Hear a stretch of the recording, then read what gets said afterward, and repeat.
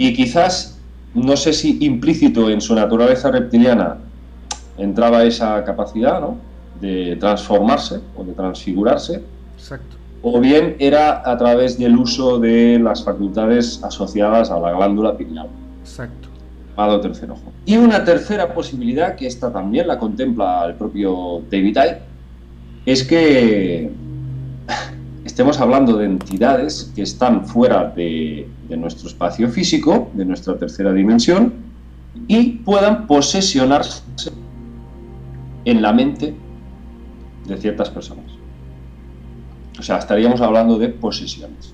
Claro, estas personas tienen muchas personalidades diferentes y en función de lo que ellos quieren, se muestran públicamente de una forma o de otra. Hay ciertos vídeos ahora que circulan por la red, que sale la famosa cantante, la Britney Spears, que de golpe porrazo interrumpe una conversación que está teniendo con su entrevistadora y se pone ahí sonriendo como una gatita, como una niña pequeñita. Si tú estudias un poco los textos sumerios y luego te lees la Biblia, verás que el dios judeocristiano, Yahvé, tiene mucho que ver con el Enlil sumerio. O Enlil, perdón. Tiene mucho que ver, probablemente era la misma entidad.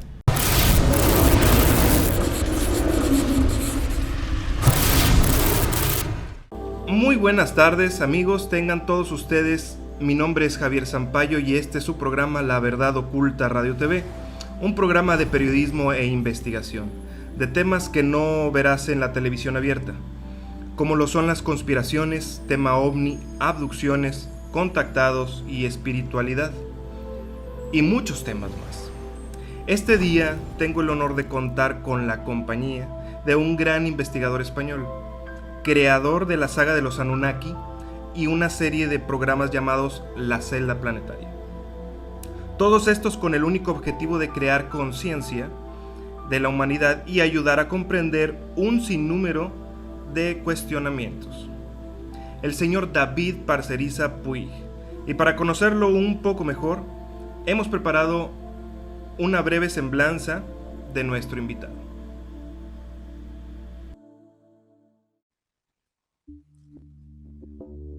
David Parcerisa Puig, investigador, escritor y conferencista, tiene una trayectoria de más de 20 años dedicado al estudio del fenómeno ovni, la parapsicología y los enigmas de las antiguas culturas. Es astrólogo especializado en la lectura kármica a través del estudio de la carta astral. Es un especialista en la cultura sumeria y su interacción con los dioses antiguos, los llamados Anunnaki. David pone como una posibilidad que el ser humano sea producto de una hibridación genética con los homínidos llevada a cabo por esta raza extraterrestre. Según David Parcerisa, el origen de las religiones se encuentra en la manipulación de seres procedentes de otros mundos o planos dimensionales que con su avanzada tecnología se hicieron pasar por dioses o divinidades, creando dogmas de fe basados en un plan para desvirtuar el potencial humano en beneficio de ellos mismos. Así, estando el ser humano desprovisto del conocimiento de sus orígenes, siempre será una marioneta en manos de otros seres que le controlarán en todo momento. Es autor de los libros Los Anunnaki, creadores de la humanidad, e Iluminados por las estrellas. También ha sido ponente en diversos congresos de ciencia y espíritu junto al gran Miguel Celades y en un sinnúmero de entrevistas y conferencias. Es un orgullo para nosotros tener en nuestro programa a David Parcerisa. Buenas tardes, David, ¿cómo te encuentras? Buenas tardes, Javier, encantado de estar aquí. Muy bien, mucho gusto. Excelente. De antemano te agradezco por ese gran esfuerzo que realizas con esos videos magistrales, editados, musicalizados y narrados para hacernos comprender sobre la primera civilización que existió en la faz de la Tierra. Brevemente, ¿cuánto tiempo te tomó hacer esta mega labor que se compiló en más o menos unas 4 horas de video, información y documentación? Bueno, 2 años, porque empecé en enero del 2011. Wow. Y creo que al cabo de pocos días, una semana o así, del primer vídeo que hice, ya empecé a ver que había mucha afluencia de tráfico y me llamó mucho la atención. No sé si es que quizás cosas del destino, incidí en un tema o abrí la caja de Pandora, digamos, porque a nivel sociológico es muy curioso que este interés por nuestros orígenes, por el tema este de los Anunnaki, no estaba hace 25 años atrás o mucho menos. Entonces, bueno, quizás ha sido un poco un conjunto de muchos factores que han hecho que se haya convertido en un éxito a nivel internacional. El hecho es que yo empecé con esto de una forma, bueno, tuve una idea, vi que era muy interesante, digamos, escenificar todas las obras de Sitchin. Y bueno, ya digo, el producto, pues claro, entre la locución, las imágenes, los vídeos y todo el tinglado, la verdad que fue bastante difícil. 2 años, creo que eran 23 capítulos en total. Ahora es momento de empezar también a separar el trigo de la paja. Y todo lo que el señor Zecharia Sitchin había postulado, pues también creo que es momento de no enjuiciarlo, pero sí intentar analizarlo más en profundidad, porque hay muchas cosas que, desde luego, yo como autor de esta saga tengo que decir que no estoy de acuerdo en muchos aspectos. Sí en la base, pero hay muchas cosas ahí que, bueno, si quieres te lo comento. Claro que sí. Los puntos, digamos, de inflexión, en que no estoy de acuerdo del todo.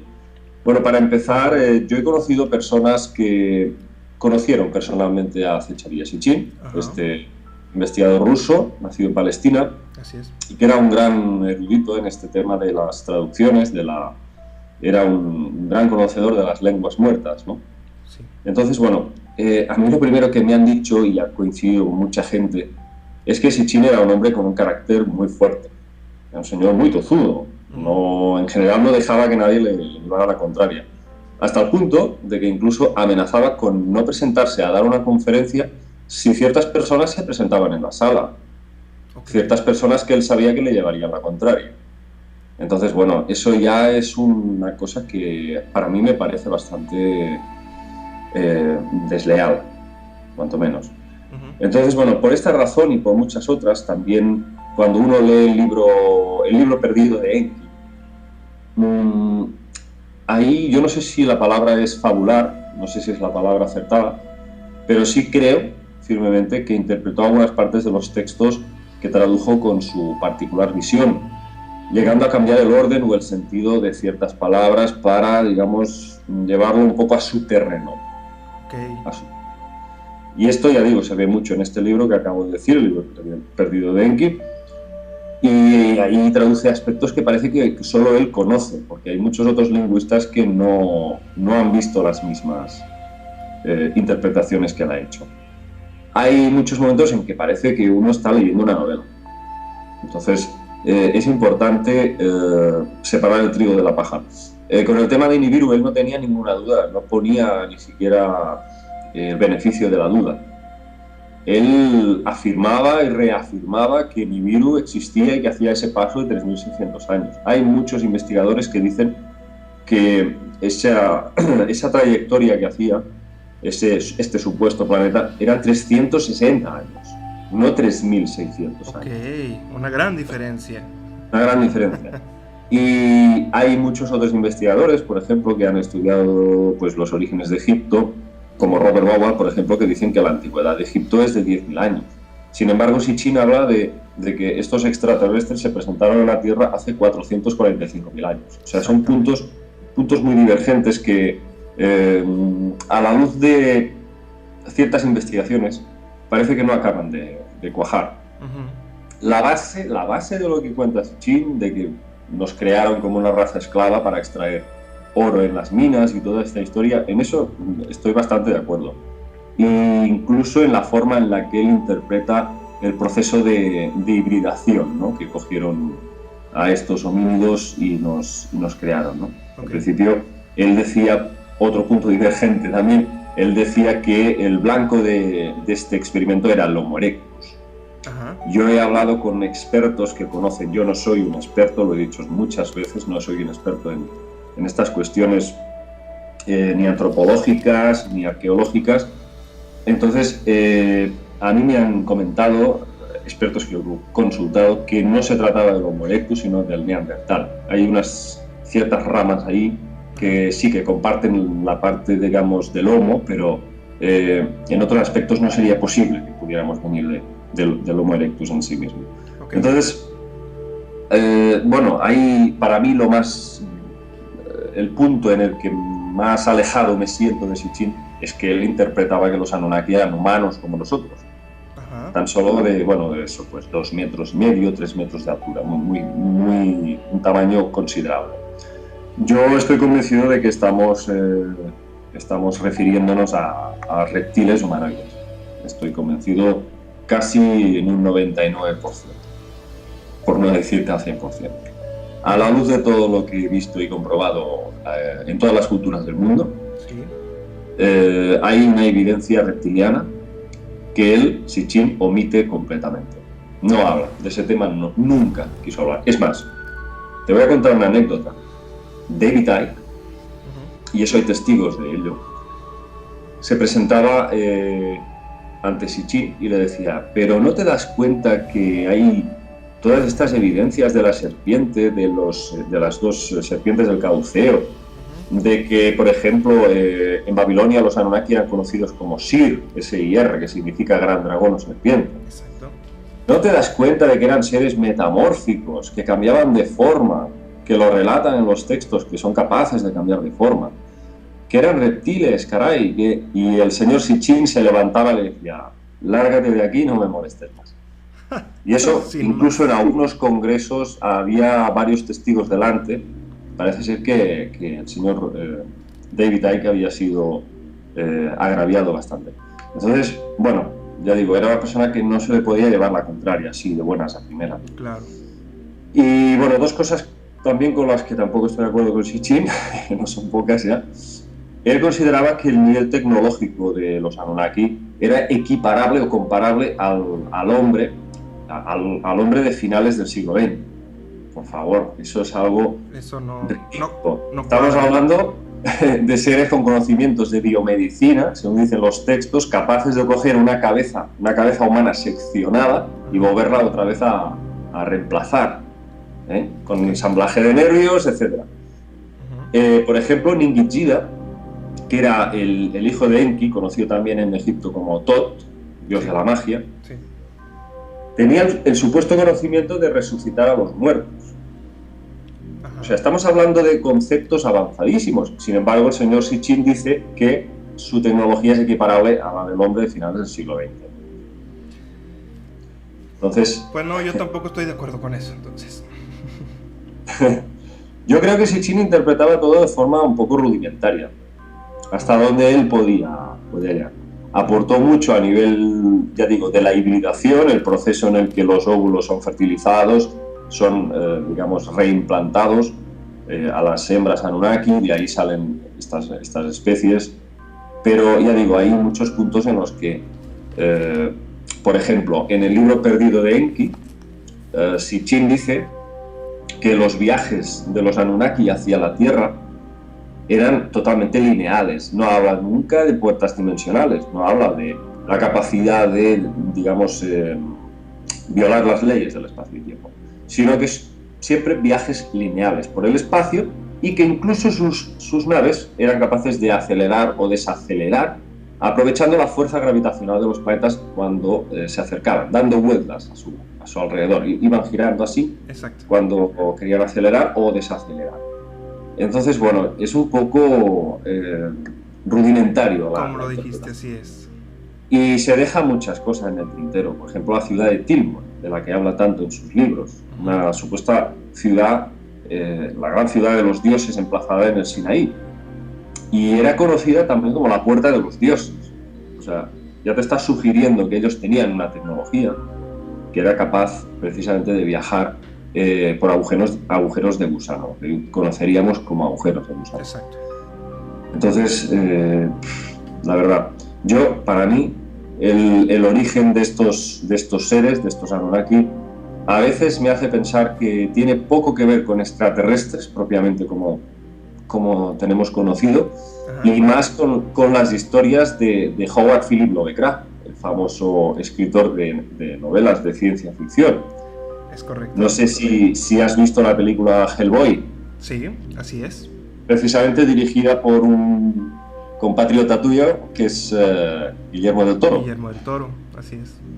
Que por cierto, soy un gran fan de Guillermo del Toro. Sí. En esta película, bueno, pues el autor de Hellboy, que es Mike Mignola, él admite que de alguna forma buena parte de sus tramas ha bebido directamente de las novelas de Lovecraft.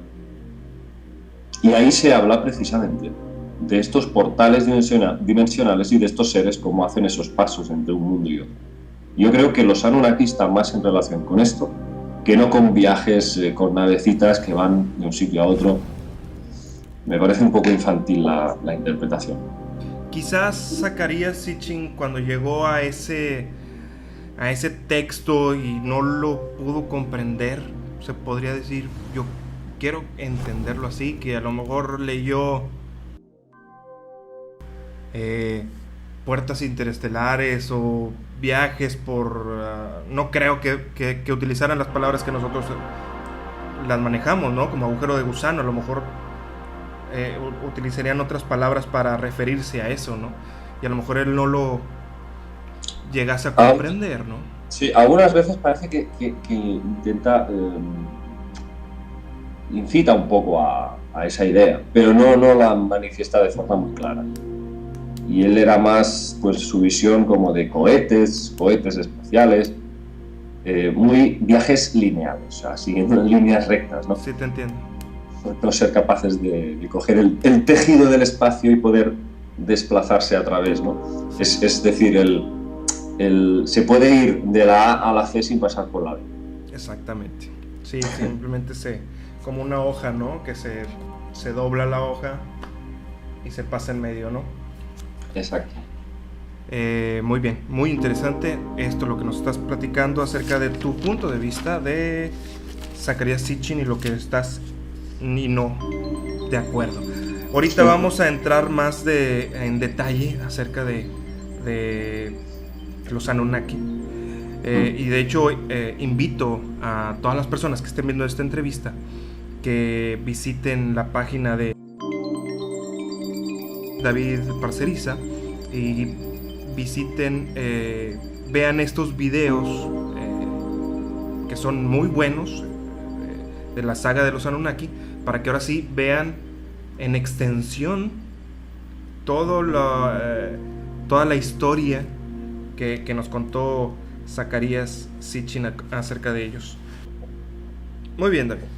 En el programa La Verdad Oculta Radio TV, además de importarnos las investigaciones de nuestros invitados, también nos interesa saber la vida de ellos.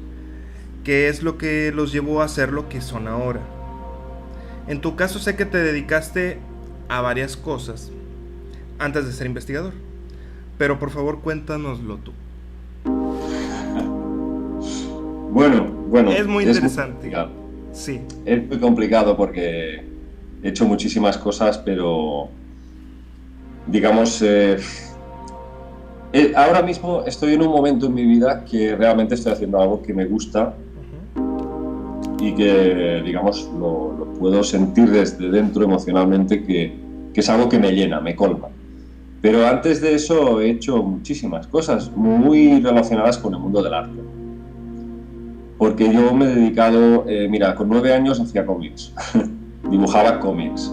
Okay. Lo que pasa que con el tiempo y la edad lo dejé porque yo hacía solamente cómics de tipo así de risa, o sea, graciosos, parodias, muchas parodias, ¿no? Esos dibujos tipo Mortadelo y Filemón, con esas narices y tal. Entonces, bueno, quizás por eso lo dejé, es decir, con la edad me interesaba hacer cómics con dibujo artístico más, digamos, más real, más realista, sería la palabra. Entonces, bueno, ese tipo de dibujo que yo hacía era un tipo de dibujo knife, no me había enseñado nadie. Bueno, es una cosa que venía conmigo, ¿no? Y se manifestó así. Hasta los 20 y pocos años lo dejé. De los 9 años que empecé a dibujar cómics hasta los 25, 26 años, luego ya lo dejé. Y mucho antes ya empecé a escribir también. Okay. Empecé a escribir artículos, reportajes. A mí me motivaba mucho el mundo del cine también, y aún me sigue motivando mucho. Y he realizado muchos cortometrajes que se podrían, digamos, clasificar dentro del género de la ciencia ficción. Excelente.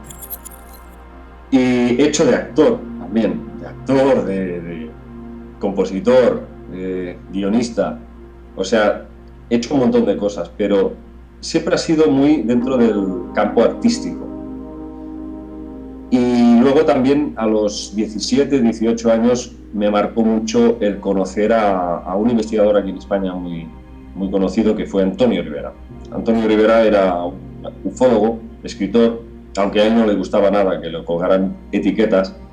Cuando le preguntabas, él te decía siempre: yo me considero un curioso universal, en la línea de Charles Fort. Ajá. Él era un gran seguidor de los hechos forteanos, ¿no?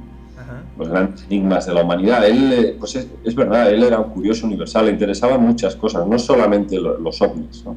Sí. Entonces a veces le molestaba un poquito que le llamaran ufólogo, pero bueno, básicamente fue conocido más por este campo. Y también Antonio era un gran submarinista y escribió también varias obras sobre el mundo submarino. Además, a título personal, era amigo íntimo de Jacques Cousteau. Habían hecho inmersiones juntos. A mí me lo había contado. Perdón. Entonces, el hecho de tan jovencito conocer a Rivera me estimuló muchísimo, me inspiró el, digamos, dedicarme a la investigación. Okay. Yo con 14 años ya investigaba casos de ovnis. Y el primero que investigué fue el que le pasó a mi propio abuelo. No sé si habrás oído alguna entrevista que lo cuento. Sí, de hecho es muy interesante que lo cuentes, y sí me gustaría que nos lo contaras aquí, por favor. No, pues digamos que el germen de mi interés por la ufología vino de mi abuelo, porque él le tocó vivir experiencias sin él conscientemente o por voluntad querer vivirlas, porque él era un hombre muy sencillo. Tampoco, sí que se hacía muchas preguntas, pero no era un tipo de persona que le interesara, pues, investigar. Él hacía su vida, ya te digo, una persona muy sencilla. Sí. Y se encontró con una serie de fenómenos solamente con 8 años, cuando vio lo que podríamos llamar, pues, una especie de humanoide bajar del cielo. Mi abuelo le tocó vivir una serie de experiencias paranormales, ya con 8 años. Lo he contado muchas veces, pero bueno, lo voy a explicar de nuevo. Sí. Pues en una de estas ocasiones, fue en pleno día, más o menos eran las 11 de la mañana, era el año 1932. Él bajaba del pueblo, cogido de la mano de su madre, y vio cómo bajaba del cielo una entidad de unos 3 metros de altura. Una especie de humanoide, sí, enfundado en un traje negro, y una especie de escafandra en la cabeza, que le cubría el rostro. Y aquello le impactó muchísimo. El ser no produjo ningún tipo de ruido, bajaba silenciosamente, posición horizontal del cielo, y pudo ver cómo se escondía detrás de una vieja casa. No, él creyó que se oiría una estampida, y no pasó nada. Y aquello le dejó, pues, completamente conmocionado. Y ya para el resto de su vida empezó el hombre a cavilar, ¿no? A hacerse preguntas. Entonces, ya digo, años después vinieron lo que podemos llamar experiencias de visitas nocturnas, visitantes de dormitorio. Exacto. Y ahí es cuando, pues, la cosa se complica, y ya de anciano le extraen incluso un objeto muy raro. Ok. ¿Esto fue en España también? Sí, aquí muy al lado de la zona donde vive mi madre, a pocos metros. Muy bien, excelente. Ok. Ahora, comentaste esto acerca de tu abuelo. Y después, ya cuando ya más adulto mayor, me comentaste que le extrajeron algo. Y, por favor, cuéntame de dónde se lo extrajeron y qué le extrajeron. Bueno, claro. Mira, hacia los 70 años, él ya tenía unos 70 años, ya anciano, mi abuelo pues se presentó un día a un especialista, un otorrino muy prestigioso de una ciudad aquí próxima. Sí. Y bueno, le revisó el oído y vio que dentro tenía una especie de objeto, cuerpo extraño, de forma muy redonda, demasiado circular. Dentro del oído. Dentro del oído. Y claro, tardamos como 3 años en convencer a mi abuelo para que se lo extrajera. Porque claro, el especialista insistió, le dijo, esto no puede haber ido a parar aquí dentro sin su consentimiento. Okay. Esto tiene que ser algo que realmente no pueden habérselo implantado sin que usted lo sepa. O sea que mi abuelo estaba aterrorizado. No quería ni oír hablar del tema. Pero bueno, ok, de ese oído, ¿él le funcionaba? Sí, él oía perfectamente. Okay. Sí. Lo curioso es que lo extrajeron y yo lo tuve como 12, 13 años guardado porque, mira, tú entenderás que para llevarlo a un laboratorio químico tienes que pagar un dinero para que se haga una investigación. Claro.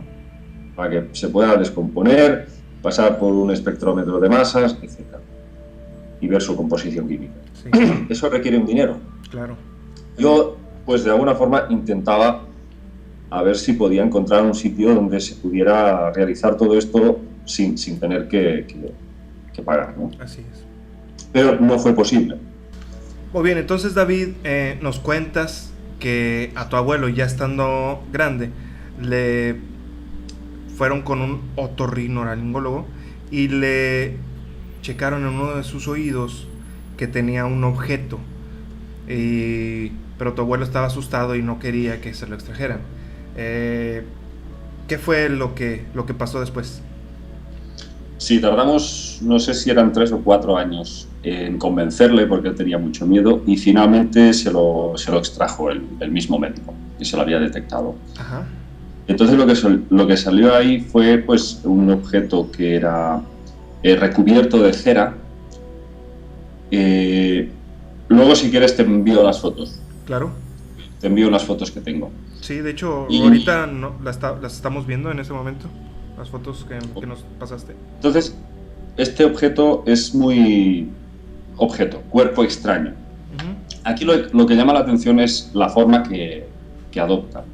Porque luego, y tendría que hablar en pasado, porque yo, después de tantos años guardándolo, y como ya te he dicho antes, pues para hacer un análisis químico de esto se requiere mucho dinero para llevar a cabo una buena descomposición, ¿no? Pasar por un espectrómetro de masas, etc.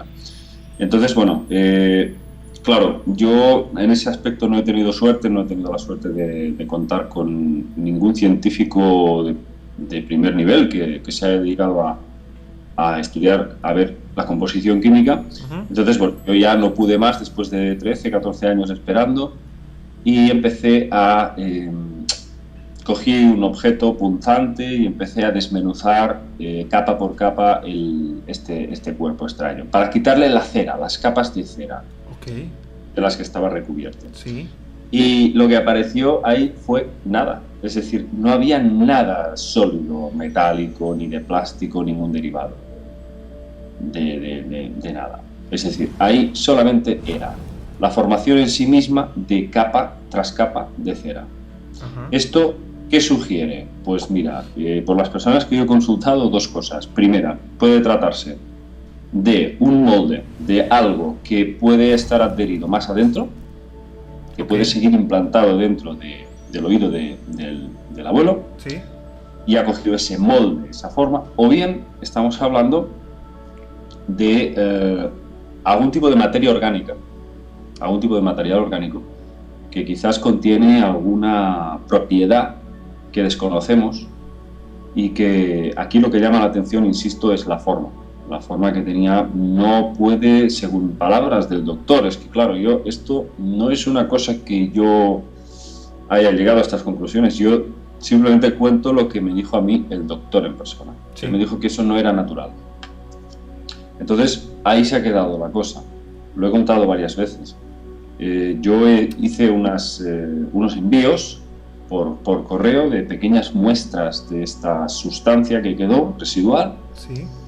Y las envié a un famoso investigador aquí en España, que es JL, José Luis Camacho, de Mundo Desconocido, claro, que es un muy buen amigo mío.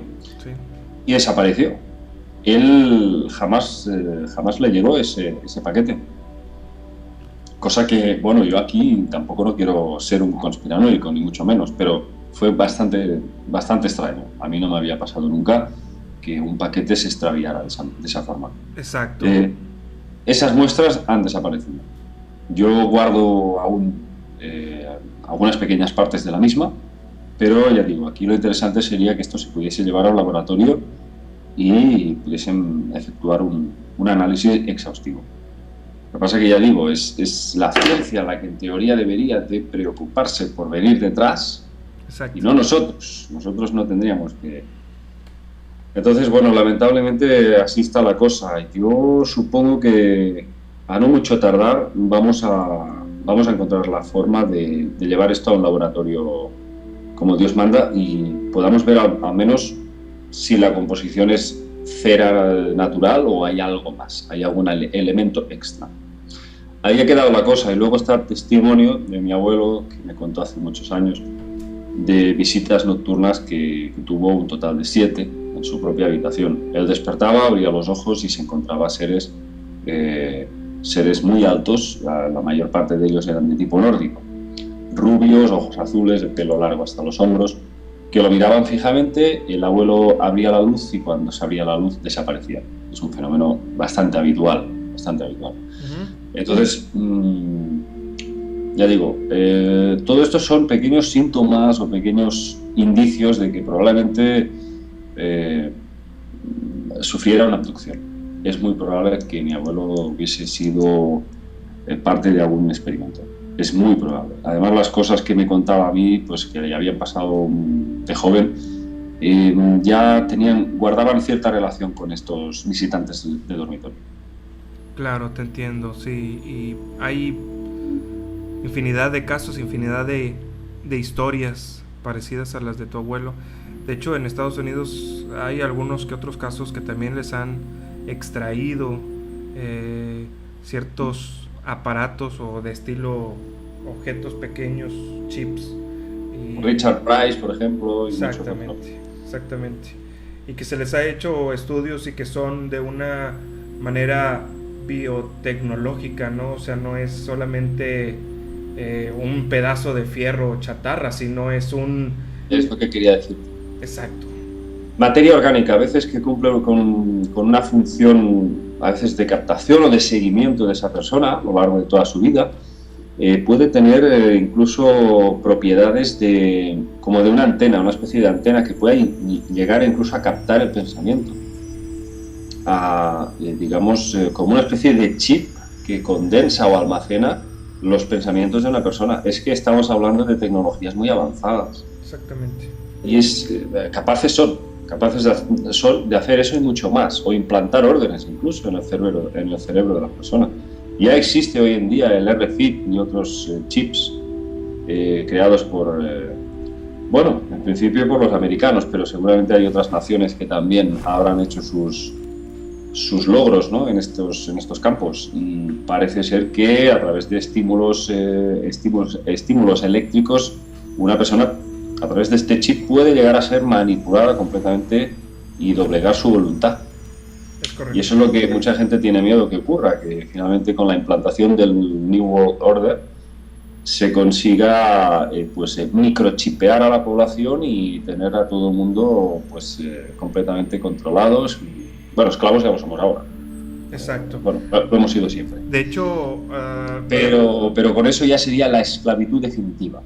Ya sería 1984 de George Orwell, en toda regla. Exacto. De hecho, en esto que tú comentas acerca de los chips que podían mandar señales y de cierta manera alterar el comportamiento de ciertas personas. También está el proyecto MK Ultra, que sirve también para lo mismo, pero es de una forma ahora sí que de trauma cerebral y drogas. Y drogas. El empleo de drogas, ciertas sustancias también activas que pueden alterar pues el normal raciocinio. Exacto. Y llegar a...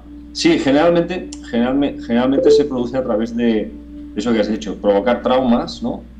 Hay el clásico sistema que es uno de los que además ha trascendido a nivel mediático, aunque no se ha hablado mucho de esto, por supuesto, pero uno de los métodos más típicos es que ya cogen a esa persona, ya desde niño lo empiezan a traumatizar, ¿no? Lo empiezan a crear unos shocks de tipo nervioso tan tremendos que esa persona sufre lo que sería una escisión de la personalidad. Exacto. Y personalidad múltiple, lo que en psiquiatría se diría eso, ¿no? Una disociación de la persona, ¿no? Y uno de los sistemas clásicos, no sé hasta qué punto puede ser cierto, pero es lo que yo he oído. Cogen, por ejemplo, el niño y cogen a sus padres o cogen a su familia y amigos y los ponen a todos en fila india y entonces empiezan con una pistola pues a dispararles en la cabeza cada uno, pim pam, pim pam, pim pam, y cuando llegan a él le dan un nombre, por ejemplo, o le ponen una canción, una música determinada, o le dan un código numérico, lo que sea, puede ser cualquier tipo de orden que queda completamente implantada ahí, y en base a eso ya esa persona queda completamente a merced de esos verdugos, por decirlo así, ¿no? Sí. Y luego con el tiempo se le dice esa palabra mágica o ese número o esa melodía y clave. Pueden crear asesinos programados totalmente sin que a veces lo sepan ni siquiera ellos mismos. Exacto, creándoles un trauma. Exacto. Sí, hay muchos sistemas, también lo de ahogarlos en tanques de agua también es muy conocida esa técnica. Bueno, cosas muy crueles. Sí, en realidad son cosas muy crueles y que ha hecho el mismo humano, ¿no? O sea, que en realidad deberíamos de ver para el bien, pero hay muchas fuerzas oscuras que trabajan para hacer este tipo de cosas. David Icke habla de Cisco Wheeler o Arizona Wilder, dos supuestas diosas madre que habrían participado en rituales satánicos para esta supuesta élite. Sí. Habla mucho de estas... de que estas personas, al crear estos traumas, se divide su personalidad en 7 u 8. Son 7 u 8 personalidades, se compartimentan. Y estos programadores MK Ultra lo que hacen es implantar diferentes personalidades a su incumbencia, ¿no? Por ejemplo, tú Javier, pongamos por ejemplo tú Javier, ¿no? Tenemos un Javier gracioso, un Javier inteligente, un Javier tonto y un Javier hacker informático, lo que ellos quieran. Tenemos 5 tipos de Javier, de personalidad. Entonces, claro, a mí a veces me dicen, ostras, la monarquía, pero ¿qué estás diciendo? ¿La monarquía es posible que sean reptilianos o que sean, digamos, que vengan de un linaje de sangre de estos seres ancestrales y que hayan ido, digamos, generando todas estas guerras, todas estas historias, ¿no? Y dicen, no, pero si es que el rey de España es muy simpático, es muy, sí, bueno, así muy bonachón, ¿no? Ajá. Y yo a veces les digo, ¿cuál de ellos?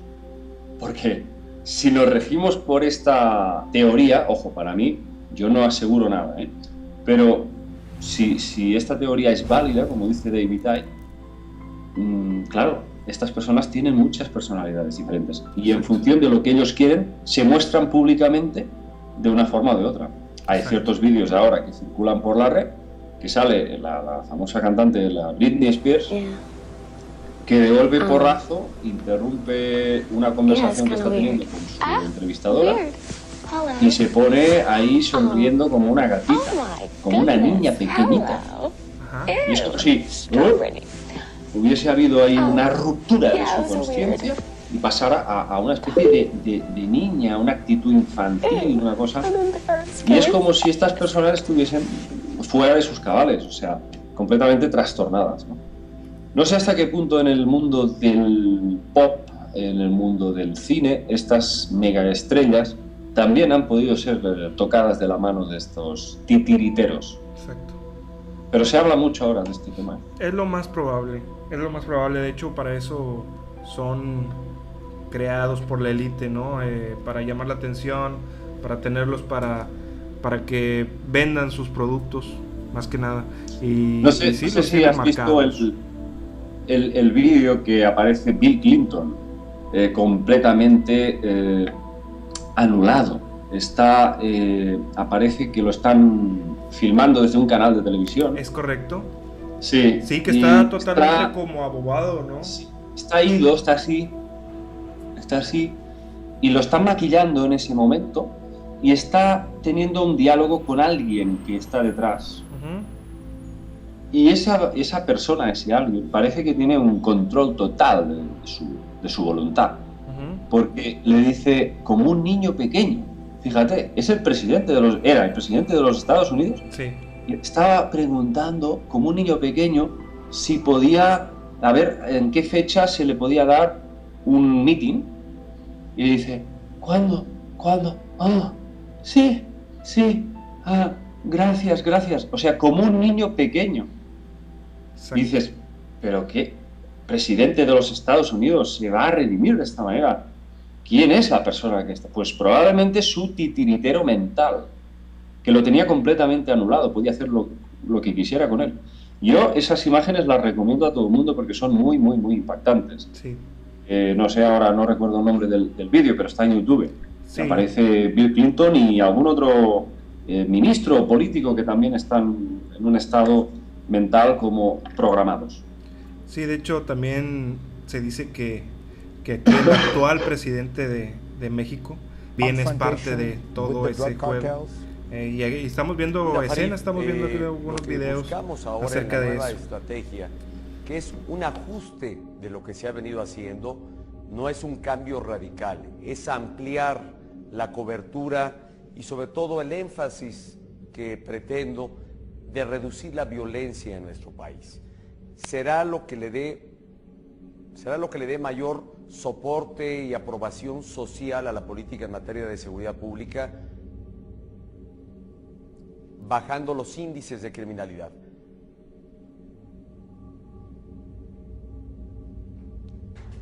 Pero partiendo de algo muy importante, la plataforma que en estos años se ha logrado a partir del fortalecimiento de la Policía Federal, que ahora tendremos que buscar una mayor especialización por áreas de trabajo y de atención para combatir especialmente el homicidio, el secuestro y la extorsión. Let me ask you about the last president of Mexico who came from your party, Ernesto Zedillo. He, along with the former president of Brazil, Mr. Cardozo, and many others, signed a report a few months ago in which they said the drug war, the war on drugs that takes on militarizing this, using violence, trying to interdict supplies and cartels, has clearly failed. And there is much evidence for this. The price of cocaine is 75% lower than it was 30 years ago. There are so many signs that this punitive approach, whether you use the police or whether you use the army, has failed. Shouldn't we be trying something that tackles more the problem of the demand for drugs rather than the supply of drugs? Sí creo que debamos abrir un nuevo debate sobre cómo combatir el tráfico de drogas, cuáles serán los mecanismos que prueben mayor efectividad. Hoy tenemos mayor producción de drogas, mayor consumo de drogas. Es claro que lo que hemos venido haciendo en el hemisferio no ha funcionado debidamente. Personalmente no estoy en favor de la legalización de las drogas. No me convence como argumento. que me parece responde más a la frustración de sectores de la sociedad que no ven resultados. Sin embargo, abramos un nuevo debate, una revisión en la que Estados Unidos juega un papel fundamental para hacer esta revisión.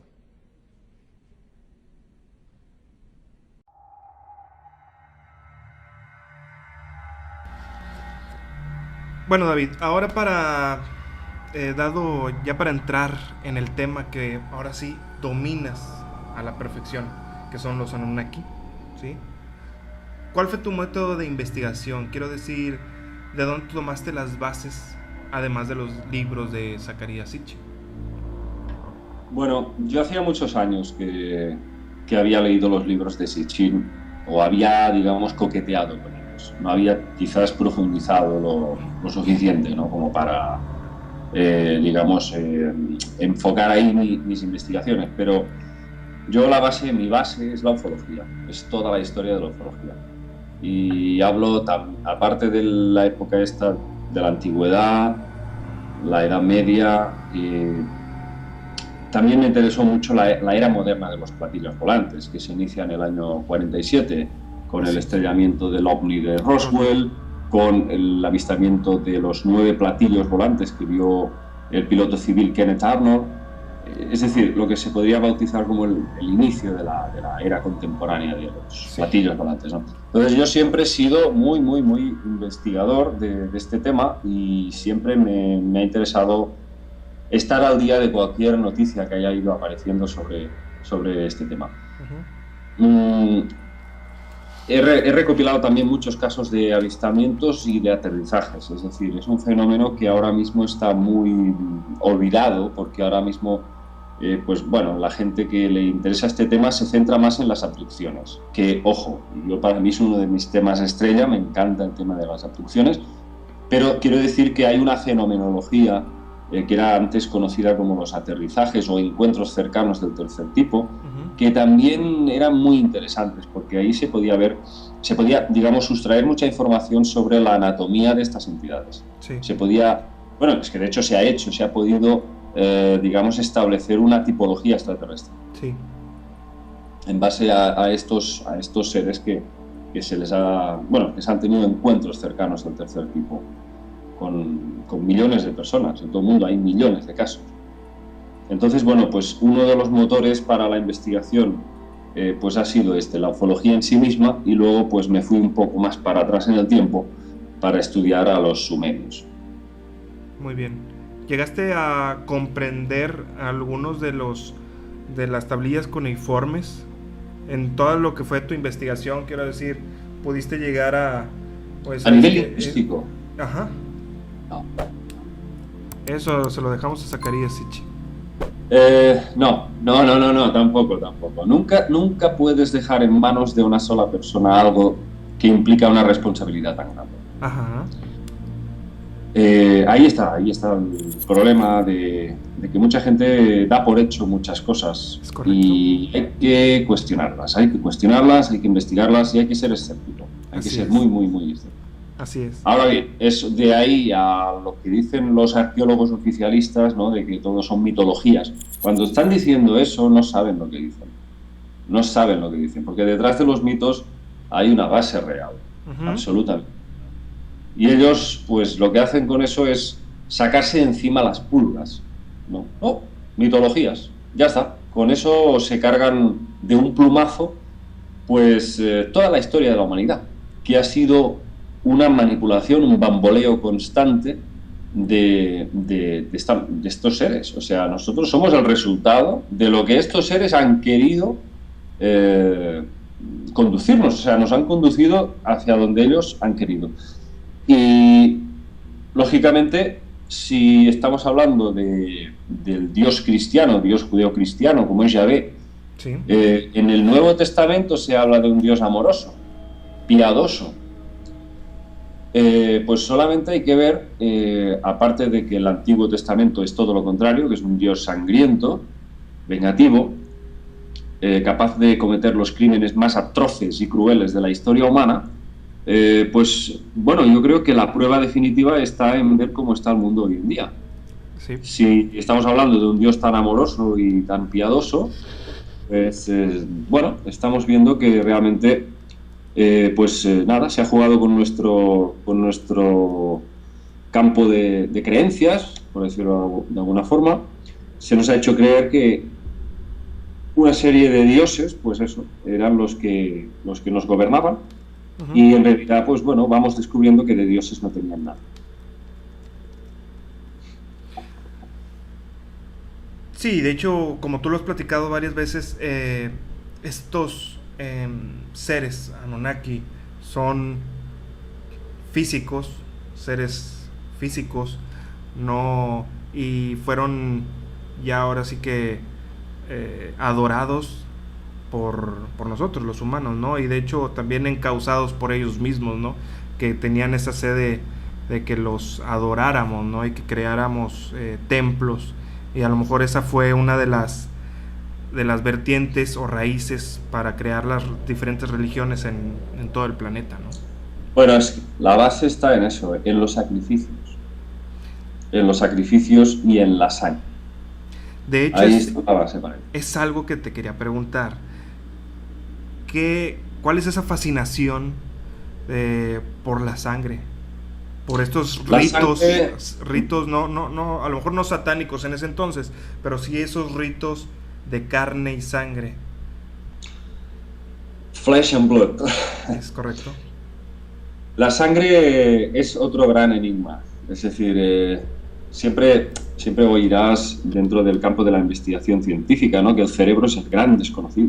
Sí. Pero yo digo que la sangre también es una gran desconocida, porque implica muchos enigmas irresolubles. Y uno de ellos, de los más importantes, es que probablemente contiene algo que está más allá de los elementos, digamos, básicos que constituyen nuestra biología, las proteínas, etc.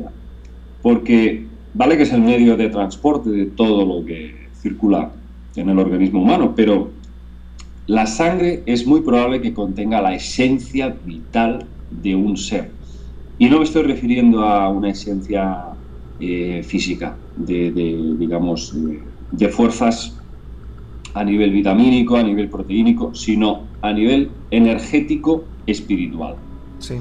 La sangre probablemente provee al cuerpo de una serie de elementos energéticos y que intervienen también con los chakras, con los chakras conocidísimos del antiguo hinduismo. Claro.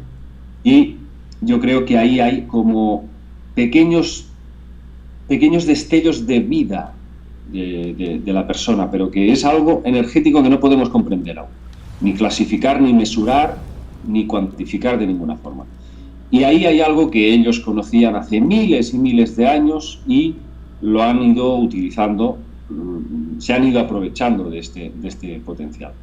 Entonces, por un lado, tenemos como fuente de alimento, como fuente de sustento alimenticio, por decirlo de alguna forma, porque desde luego no somos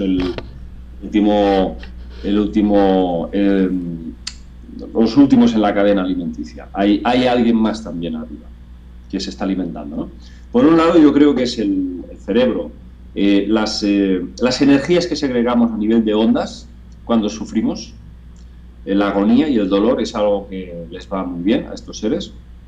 Esto por un lado, y luego la sangre en sí misma como segundo elemento, como segundo complemento, pues parece que contiene algo que ellos absorben. Entonces es muy probable que estemos hablando de entidades que están vibrando en bajas frecuencias y eso desde luego les va fenomenal. Mira, en la Biblia hay ciertas partes en las que describen cómo se tiene que realizar estos sacrificios con los animales, ¿no? ¿Es correcto? Coger un cordero, degollarlo, desmenuzarlo, se sacan las tripas, se extrae la grasa de las tripas aparte, la sangre aparte, la cabeza cortada, desmenuzado todas las pieles, los músculos, todo aparte, y luego se pasa al fuego. Y se baja Yahvé con su navecilla, que es una especie de nube, dicen que es una nube Creo que en la Biblia se dice que de día era una nube y de noche era una luz rojiza. La rueda de fuego, ¿no? Sí, ahora no recuerdo exactamente, pero bueno, es igual. El tema es que Yahvé bajaba, descendía y les decía a los profetas y a quienes les veneraban que la humareda que se levantaba, esa energía que levantaba el animal sacrificado, le era de gran agrado. O sea que aquello le proveía de una especie de energía especial. Pero es que, además del animal sacrificado y de su sufrimiento, también parece que intervenía mucho el fervor de la persona que ejecutaba a la bestia. Entiendo. El fervor, es un conjunto de todo lo que genera esa persona y finalmente esa especie de estallido de energía que produce el momento que le cortan el cuello al animal, ¿no? Y eso lo mismo para personas. Eso es lo mismo para personas, porque había muchos casos que se relatan también en la Biblia, ¿no? Que le ofrecen a Yahvé personas, las matan, las sacrifican, las queman vivas. Eso era fantástico. Yahvé aplaudía cuando quemaban a alguien en vida para él. Eso era fantástico. Entonces, bueno, pues ese sufrimiento, esa energía, pues era probablemente absorbida por estas entidades.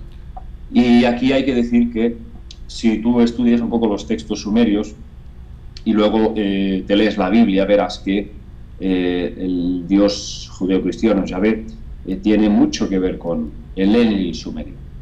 O Enlil. Tiene mucho que ver, probablemente era la misma entidad que estaba detrás. Y Enki sería el Satanás, que Satán significa adversario, aunque nosotros creemos que no adversario del hombre, sino adversario de quienes querían manipular al hombre. De Enlil. Muy probablemente. De aquí viene el mito de Adán y Eva y la serpiente que le tienta a comer la manzana. Exactamente, que fue ahora sí que manipulado, transgiversado para que se entendiera de diferente manera, ahora sí que en las escrituras, ¿no? De hecho, en eso que comentas del Antiguo Testamento, se manejaba que antes eran sacrificios humanos para poder satisfacer esas necesidades de aquellos dioses paganos o Yahvé, y para poder adquirir favores de parte de esos dioses o Dios Yahvé.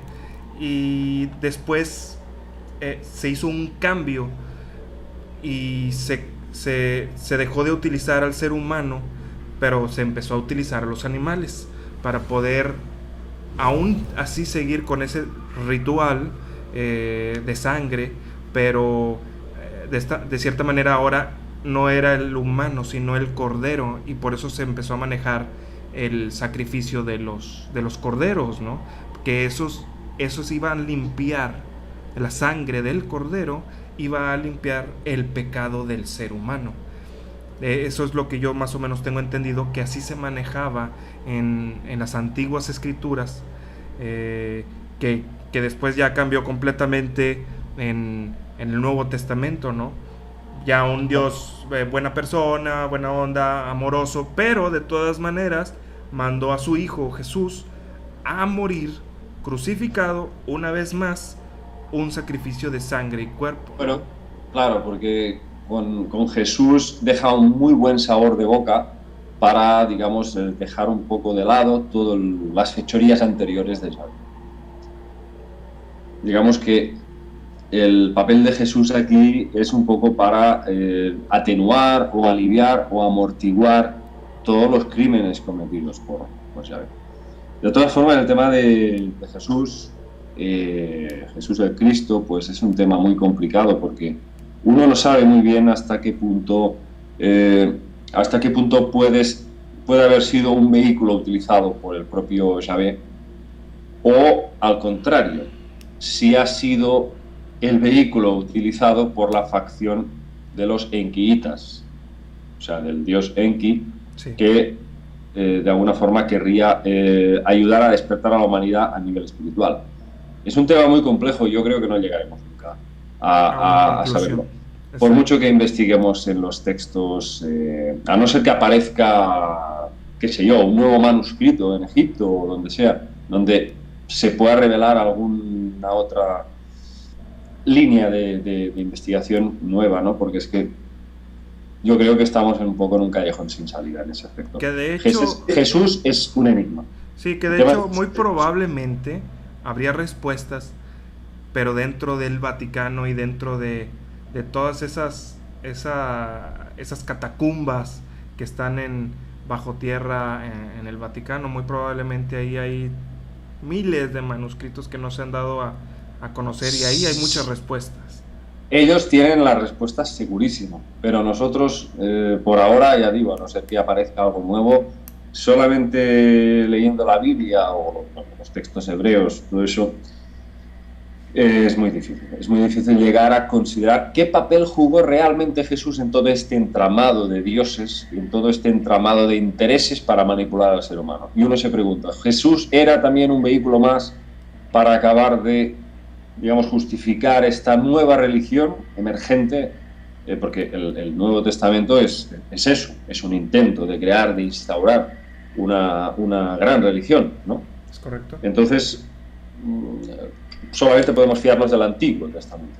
Ahí están todas esas fechorías que digo, todas esas maldades, y a partir de aquí es muy, muy, muy difícil hablar de Jesús de una forma que podamos decir, asegurar.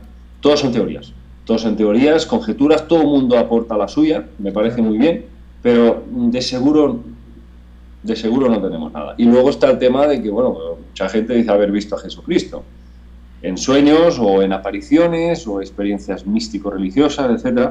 Y hay muchos investigadores como David Wilcock, norteamericano, gran investigador, él, además es sensitivo, pero a mí me gusta mucho este chico porque él no lo basa todo en sus propias vivencias personales, que ha tenido contactos con extraterrestres y con ciertas entidades, pero él no lo basa solamente en su vivencia, él investiga y contrasta los datos con otras personas que han vivido sucesos parecidos. Entonces, David Wilcock me gusta mucho, es un investigador que me agrada bastante. Él dice que él considera que Jesús sí existió, porque hay gente que tú sabrás que dicen que no existió, que fue todo un montaje. Sí. Que había ya varios mesías, no sé si eran 30 y pico, algunos hablan de más, ¿eh?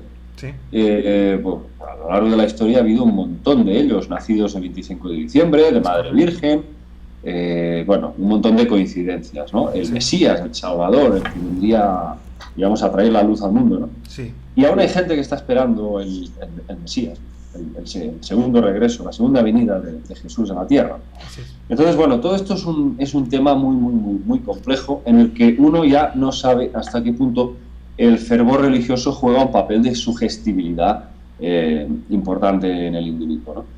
Pero bueno, lo que quería decir es eso, que David Wilcock dice que como hay tanta gente que dice que ha visto a Jesús en sueños o en experiencias místicas, él cree que sí.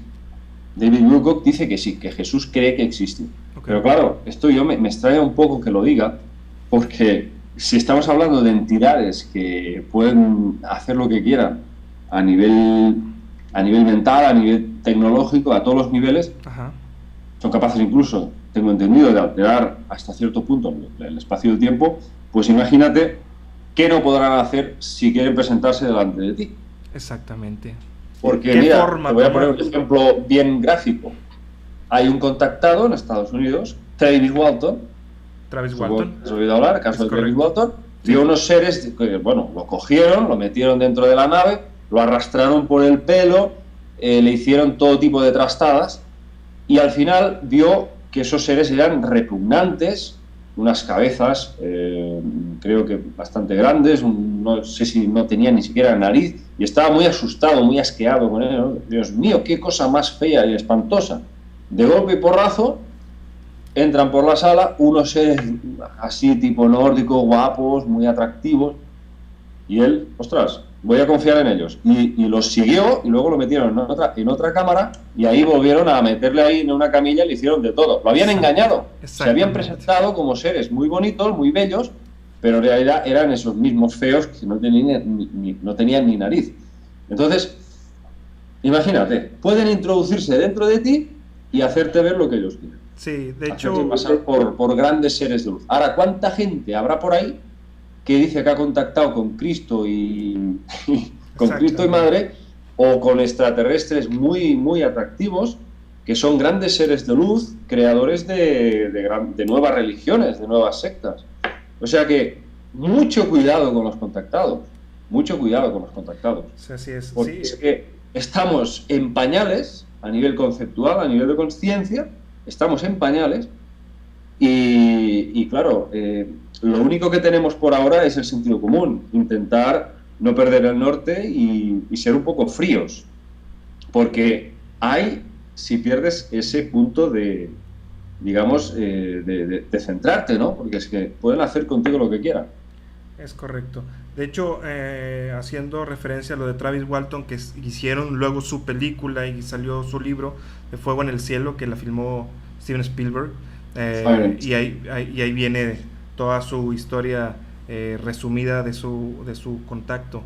Y también en cuanto a lo que comentabas de que estos seres pueden tomar el aspecto que quisieran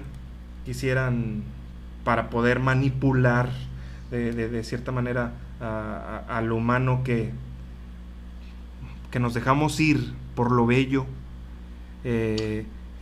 por lo bonito, nos dejamos ir. Claro. El que tú veas a un tipo de entidad no es garantía de que sea de esa forma. La única forma que existe para saber si esa entidad es positiva o negativa está en los hechos. Analizando los hechos. ¿Qué te dice? ¿Qué te está pidiendo que hagas? Exactamente.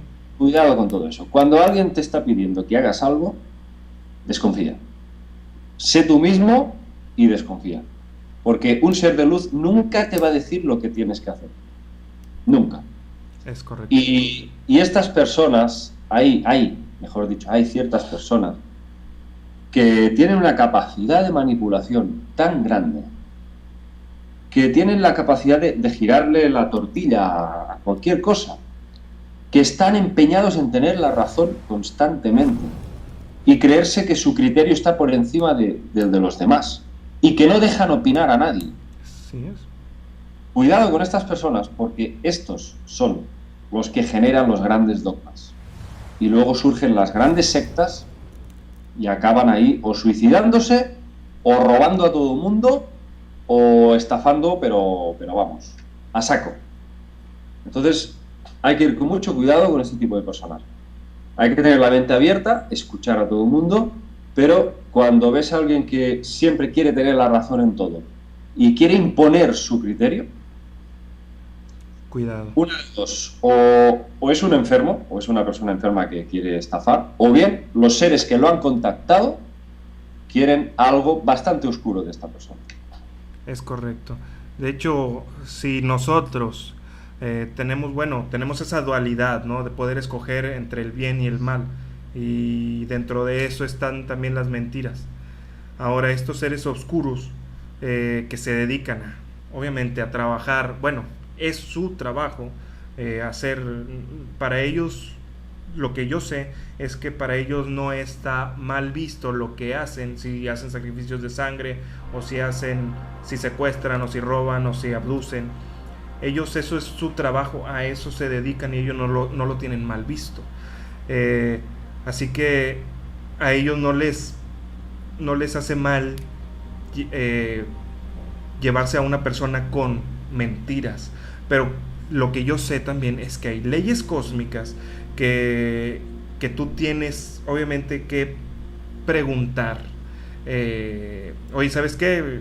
Bajó un ser rubio, fuerte, caucásico. Oye, ¿quieres venir a mi nave? Ven, acompáñame. Espérame tantito. ¿De dónde vienes? ¿Quién eres? ¿A qué te dedicas? No sé, ¿qué necesitas de mí? No entrar tan fácil en el juego, ¿no? Pero no. Si es oscuro, te va a decir, tú ven, tú acompáñame, no necesitas saberlo, ¿no? No, ¿cómo no voy a necesitar saberlo? Necesito saberlo si te voy a acompañar, ¿no? Que no sea tan fácil caer en el juego, ¿no? Es lo que dice Salvador Fresedo. No cedas tu poder, Exacto. tu voluntad a nadie nada más que tú mismo. Exactamente. Porque ahí es cuando la cagamos, hablando claro. Sí, ahí es cuando nos equivocamos. Muy bien, ahora los Anunnaki, volvamos, los Anunnaki, desde tu punto de vista, ¿quiénes eran los Anunnaki? Seres procedentes de otros mundos, de otros planos. No estoy seguro si Nibiru era un planeta, tampoco lo niego, pero desde luego no me quedan las cosas de momento muy claras a nivel de que haya una evidencia, digamos, clara, ¿no?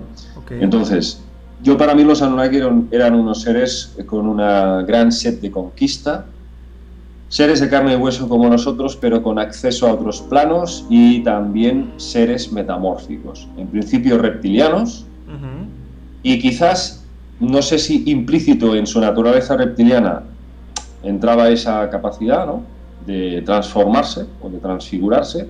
Exacto. O bien era a través del uso de las facultades asociadas a la glándula pineal. Exacto. Llamado tercer ojo. O sea, quieres decir, si ellos pudieran mandar una proyección y crear una identidad diferente, o camuflajearse de cierta manera y parecerse a otro ser vivo, ¿no? A ver, es un tema muy complejo, pero yo, por lo que tengo entendido, si tú pudieras desarrollar al máximo todo el potencial de la glándula pineal, es un órgano muy asociado a poder ver más allá de esta realidad física, de contactar con otros planos, de comunicarte con entidades de otros planos. Exacto. Y eso significa que de alguna forma podrías vibrar en otras frecuencias y quizás moldear, de alguna manera, el que tú puedas cambiar las partículas, las moléculas de tu cuerpo, canalizándolas a través de la glándula pineal hacia otra frecuencia, hacia otro campo. Entonces sí sería posible violar las leyes de la física, las leyes de la biología que conocemos, porque claro, David Icke nos dice de que hay ciertos seres que están entre nosotros, que son reptiles, y que se transforman cuando ellos quieren, y en especial cuando pierden los nervios. Así es. David Icke dice que cuando cogen una persona, o a veces niños incluso, que se los comen, que los sacrifican y se los comen, y cuando pierden el oremus, adoptan, o sea, dejan de ser humanos y adoptan una faz reptiliana. Entonces, bueno, a partir de aquí dices, bueno, vamos a ver, estamos hablando de una violación total de las leyes de la física, es imposible. Pero claro, nuestra física no es la última física. De hecho, sí, en cuanto a lo que tú comentas en cuanto a la física terrestre, no sería la única física que existiera. Tienes razón, muchas veces nosotros tratamos de darle una explicación racional a algo fuera de lo normal, pero con bases sustentables para nosotros, a lo que nosotros llegamos a entender. Hay muchas cosas que nosotros no entendemos que no se podrían explicar con lo que nosotros conocemos, que es lo que tú estás diciendo. Bueno, y exactamente, lo que hemos comentado de violar estas leyes de la física para llegar incluso a transfigurar el cuerpo hacia otro aspecto, eso es una posibilidad, pero hay más posibilidades. La otra posibilidad sería que a través de este potencial de la glándula pineal se pudieran proyectar imágenes en la mente de las personas y hacer ver otro aspecto. Eso es otra posibilidad también. Es correcto. Y una tercera posibilidad, que esta también la contempla el propio David Icke, es que estemos hablando de entidades que están fuera de nuestro espacio físico, de nuestra tercera dimensión, y puedan posesionarse en la mente de ciertas personas. O sea, estaríamos hablando de posesiones. Y de ahí el tema se asociaría a esa vibración energética, esa capacidad de interacción con ciertas líneas de la realeza o ciertos linajes de sangre que contienen esta genética particular. Okay. Todos sabemos que los genes, el ADN, genera unas ondas, genera una energía muy especial, sí, que te conecta con una cosa o con otra, con una frecuencia positiva o negativa. Entonces, David Icke dice que estas líneas de sangre, estos descendientes de estos dioses antiguos, tienen esta genética reptil que les permite ser poseídos por estos seres que están en cuarta o en quinta dimensión inferior. O sea que estaríamos ante tres posibilidades, y las tres pueden llegar a coexistir. Sí, es correcto, son diferentes teorías, ¿no?, acerca de lo que podría ser probable. Ok, estos Anunnaki que vinieron hace 445.000 años según Sitchin. Según Sitchin, 445.000 años, llegaron aquí por la necesidad de oro, no tanto por colonizar aquí y allá, sino que estaban necesitados de oro. Ellos llegaron a la Tierra y empezaron con su trabajo de minería, ¿no? Cuéntanos un poquito, por favor. Bueno, en principio el dios asociado a la primera visita que hubo en la Tierra fue Enki. Ajá. Sin embargo, según los textos, fue otro anterior, que fue el rey Alalu. El rey Alalu, que habría huido después de una especie de disputas que tuvieron para, digamos, repartirse la realeza, sí, en su planeta de origen Nibiru, y entonces habría llegado. Bueno, lo que ocurre es que, claro, es una historia bastante compleja de resumir. Sí. Alalu, después de este exilio de Nibiru a la Tierra, atraído por las partículas de oro que se hallan suspendidas en el cinturón de asteroides, porque ellos sabían que ahí estaban los restos del antiguo planeta Tiamat, que habría sido fraccionado en dos partes tras el paso de Nibiru hace millones de años, y habría quedado una mitad que sería ese cinturón de asteroides y la otra mitad sería el planeta Tierra. O sea, el planeta Tierra sería un fragmento de Tiamat, un planeta gigantesco conocido como el astro acuoso. Sí. Entonces, cuando Alalu viene hacia la Tierra, viene para buscar oro, porque cree que esa es la única forma de él recuperar su dignidad. Y bueno, porque ellos necesitaban el oro, según Sitchin, para, digamos, crear una especie de barrera para protegerse de los rayos cósmicos que estaba causando estragos en Nibiru, porque no tenían, digamos, atmósfera. La atmósfera estaba dañada. Sí. Entonces utilizaban el oro y lo suspendían en partículas en su estratosfera para crear esa barrera. Bueno, dicho esto, el primero en llegar a la Tierra sería Alalu, no Enki. Pero bueno, ahora la historia sería un poco complejo de explicar. Enki, cuando llega, se instala en las aguas del Golfo Pérsico. Y ahí crea lo que sería una modalidad de minería acuática, intentando extraer oro a través de una gran logística, unas grandes máquinas, bordeando la costa, por debajo del mar. Okay. Entonces, ese sistema se pasa, pues, muchísimos, no sé si varios miles de años. Que Sitchin es muy exagerado en el tema de los años.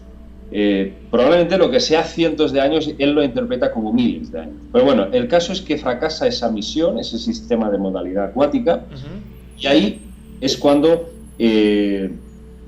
envían a su segundo hijo, el segundo hijo del gran soberano de Nibiru, llamado Anu, significa estrella o cielo, y envían al segundo hijo, como digo, que era Enlil.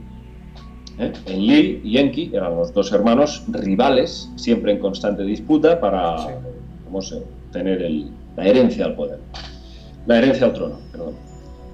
Entonces, pues cuando Enlil llega a la Tierra, digamos, usurpa el poder de Enki, sí, y lo que hace es intentar establecer una serie de ciudades funcionales para la misión en la Mesopotamia meridional.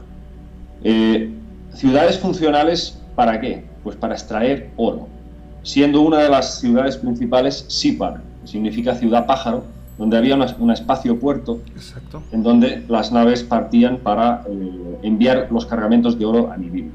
En fin, la historia es muy extensa, sí, pero claro. yo solamente voy a matizar una cosa en todo esto, es que inicialmente el ser humano fue hibridado con los homínidos para realizar tareas de extracción de oro en las minas, y poco a poco se fueron dando cuenta estos dioses de que al servirles, al venerarles, aquello les proporcionaba una especie de alimento, no solamente para su ego, sino también porque entraban en juego elementos energéticos que les nutrían.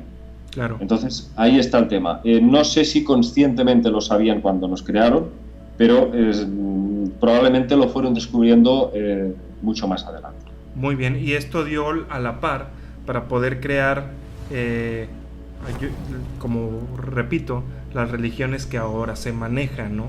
Nos aglomeramos en religiones, vamos, oramos, se emite cierta energía, ya que estamos todos juntos, se emite cierta energía y muy probablemente esa la utilizan como alimento, ¿no? Y últimamente, pues que se han dado muchas manifestaciones en todo alrededor del mundo, yo creo que eso es creado también para poder, de cierta manera, tomar esa energía y ser, como tú lo comentas, alimento para algunos seres. Esto está a lo mejor muy elevado, muchas personas van a decir, esto no puede ser, esto no es factible, ¿dónde están las pruebas? Pero, de hecho se están haciendo investigaciones, yo también estoy haciendo unas investigaciones, tú también las estás haciendo, acerca de el alimento de los dioses que pudiera llevar como tema, ¿no? En este momento vamos a cortar aquí la entrevista, pero vamos a retomarla, y vamos a retomarla hablando acerca de los Anunnaki nos crearon para poder ellos tener mano de obra y poder tener servicios a alguien que los adorara, y eso fue una forma de esclavitud de ese entonces. Pero la esclavitud de ese entonces ¿aún se lleva hoy en día? Esa es una pregunta que te la voy a dejar para la próxima entrevista, ¿sí? Y vamos a estar en contacto. Ok, amigo. Un placer estar contigo.